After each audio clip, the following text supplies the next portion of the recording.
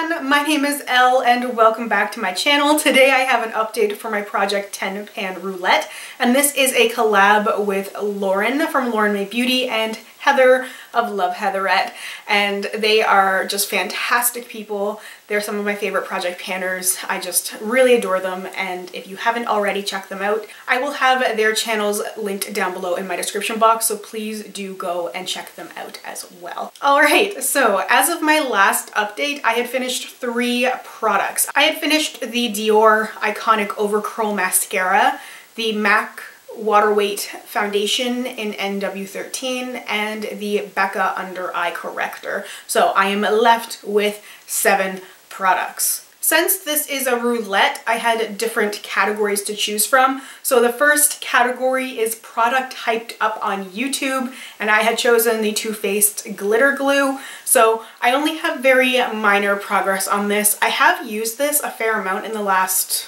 month and a bit, but I haven't been using it like all over my entire lid. Generally when I use glitter, I'm putting it on like my lower lash line or my inner corner, sometime on like the center of my lid, and I don't need a whole lot of product to help keep that glitter in place. So that's why I haven't made a whole lot of progress on this guy, because this is quite a bit of product, and it's not like my regular eye primer where I'm using it all over the lid. So it's going to take me a little bit longer to get through this. I'm still not in love with it. Like, I don't think it's the best product I've found that works for me when it comes to keeping glitter in place. I definitely want to see what else is out there after I finish this one, just because it's not something spectacular, and when I use it I'm like, yes, this is the greatest thing. I just noticed so much glitter fallout from using this product, and other people seem to really like it. It just doesn't seem to work very well for me. The next category was a favorite color, and I chose my MAC blush in Melba. You can see so much progress on this. No, I think it's almost impossible to pan a powder blush like without it taking a long time. I have been using this a lot. Honestly though, I have not used it every single day. I just need to switch up my blush color sometimes because I like to do different looks. And sometimes I want something a little bit more pink, I want something a little more purple, I want something warmer, I want something cooler, etc, etc. So I need to switch things around. But I have tried to use this as much as possible. I just don't think I'm really gonna even put a big dent in this, just because I use a large fluffy brush and I don't put a lot of product on. I don't see myself finishing a powder blush anytime in the near future. The next category is a colored lip product, and I chose this deluxe size lip balm from Fresh. This is one of the sugar lip treatments in Berry, and I've used this a little bit. Honestly, because it is tinted, I haven't been reaching for it as much. As I mentioned in the last update, the way I would use this and the way I've been using most of my lip balms is like a mask to help my lips, because I've been wearing a lot of lipstick from my Lipstick Roulette. I've been wearing a lot of matte lipsticks, a lot of liquid lipsticks that dry down, and sometimes you just need a little bit more hydration going on there. And sometimes my lips have been kind of dry because I've been sick and because of the weather. However, I haven't been sick for a little while, and hopefully gonna keep it that way, and the weather has been so much nicer that my lips have been pretty good, but I still try and treat it as a treatment. So I just would load it on really thickly, and then before I would put on a lip product, I would wipe it off so that my lips would be really smooth, but I wouldn't have that thick coating of a lip balm underneath whatever product I was putting on. So a little bit of progress, not a whole lot. I'm definitely going to try and finish this though by the finale. The next category is something black, and I had chosen the Stila Stay All Day liquid eyeliner in black. All of the writing has really faded off of here, and I have finished this. And speaking of faded, that's what this product is now. It is very, very faded. I can't get a good pigmented line from this anymore, which makes it kind of useless as a liner. Like, it's still showing up a little bit, but it's so faded and kind of patchy because like I'm trying to press a little bit harder and then I'm not getting like a consistent amount of product that comes out. And you really need that when you're doing your eyeliner, especially if you are trying to be any level of precise. Trying to do any kind of a flick with your eyeliner that's patchy is not going to end well. It's just not. So it's time that I said goodbye to this eyeliner. I did like it. I have since been using the Kat Von D Trooper eyeliner because I have a little deluxe size, so I've been using that one. And I've been going back and forth with which one I prefer most. Right now, I like the Kat Von D, but that's probably just because I was using the Stila for so long. And I do have another Stila Stay All Day liquid eyeliner because the category was something pink, so I chose the shade Paradise Pink.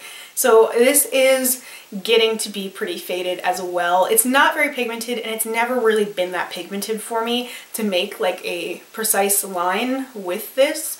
It just looks like I did something wrong because the eyeliner is just not giving all that pigment and power that I want it to. So I've mostly just been using it like a little bit on the inner corner, or I'll use it on like the outer corner if I do a winged eyeliner, which I don't do that often, but I like to put like a little pop of color either on top or underneath the actual wing because it's just something a little bit different, and it's kind of fun to put a little bit of color there. So I've done that like a couple of times, not a whole lot. I really do think that this one is going to be done pretty soon because soon I'm not going to get any kind of pigment. Like, at least in comparison to the black, it's not patchy, it's just not a bright pink. Like, I really was hoping for a hot pink, and it's just, you know, such a pathetic excuse for pink. The next category is foundation, and I have this guy from Dior. This is the Nude Air Dior Skin Serum Foundation.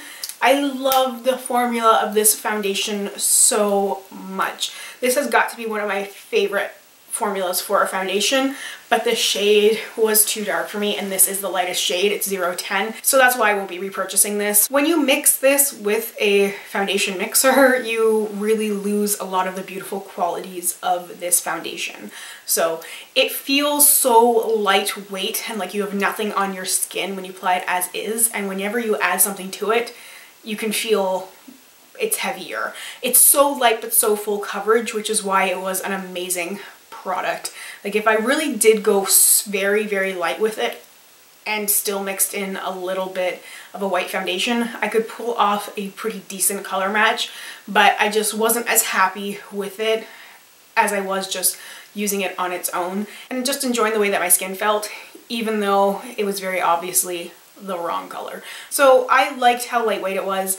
I liked that it was a very natural finish, and you really could not tell you're wearing foundation. Now, in my case, the foundation was too dark for me, but if you looked at me from like here up, it looked just like skin. It didn't look like I was wearing a mask or anything, but then you could tell that it didn't match the rest of me. Like, you would see that my face was a shade darker than like my hands, and it just did not look right. So very disappointed in the shade range, because I don't even think they have a wide shade range to begin with. I think they have like 6 or 8 shades. Like, Dior is just terrible when it comes to that anyway. If they ever came out with more shades and they had a lighter shade that worked for me, I would 100% repurchase this foundation. And the last category is something purple, and I had chosen this pigment from Annabelle. This is Violet Vibe, and to be completely honest with you guys, I have not used this since my last update. I have been so focused on my Pan That palette and my Project Pan Porn. All other shadows in my collection and in other projects have been totally neglected. I've been obsessed with the Mi Vida Loca palette from Kat Von D and the Burgundy x9 palette. The only time I make an exception is sometimes when I'm filming and I just need to break outside of my comfort zone from whatever I was doing with those two palettes, because it's really easy to get in a rut. When you find a couple of looks you like, it's really easy to just repeat them over and over again. So I try and use some different shadows and try and do a few different things. And I also just like to play around with makeup, so I will use other things occasionally in my videos, but I did not reach for this. Didn't even think about it, to be completely honest. Like, it just wasn't even anywhere on my radar. So no progress at all to talk about with this thing. So that is everything for my hopefully a very quick update. Don't forget to go check out Lauren and Heather's channels, and I hope I will see you guys in my next video. Bye.